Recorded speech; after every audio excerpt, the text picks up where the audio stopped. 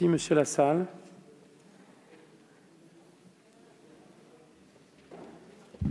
Merci infiniment, Monsieur le Président. Monsieur le ministre, bon, j'étais venu devant vous défendre l'amendement 71, dont j'apprends qu'il va tomber, donc j'en dis un mot quand même, et je vous remercie de me laisser m'exprimer. Monsieur le ministre, vous avez rendu irrecevable de trop nombreux amendements de tous les députés pour ce texte. Pour moi, 7 amendements sur 10 et maintenant le 8e. Pourtant, Monsieur le ministre, vous avez bien dit vous-même de vouloir faire de l'enfant le sujet de droit. Et c'était bien l'ambition de mes amendements, mais ils ont été écartés.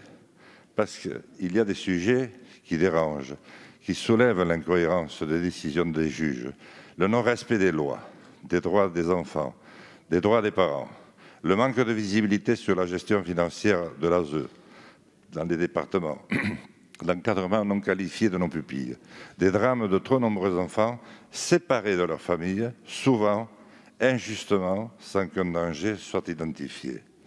Mais pourquoi donc? Comme l'a dit si bien mon collègue Sébastien Nadeau, vous oubliez l'intérêt de l'enfant.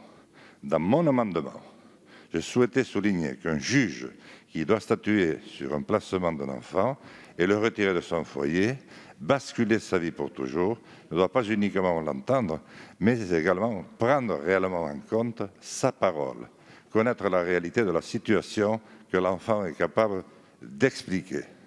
Le 26 janvier 1990, la France ratifiait la Convention internationale des droits de l'enfant, dont l'article 12 stipule que les États garantissent à l'enfant qui est capable de discernement le droit d'exprimer librement ses opinions sur toute question l'intéressant. Ces opinions étant dûment prises en considération eu égard à son âge et à son degré de maturité. Vous me laissez finir juste.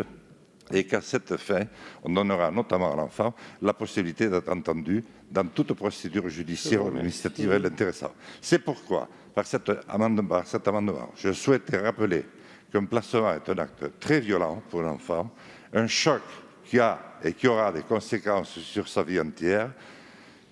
Il me semble donc essentiel que cet enfant puisse participer à part entière et dans la décision du placement et s'exprimer sur son avenir, ses conditions d'éducation et de développement physique, affectuel et social. Merci, Monsieur Lassalle. Ce ne doit pas pouvoir aller à l'encontre de ce souhait. Merci.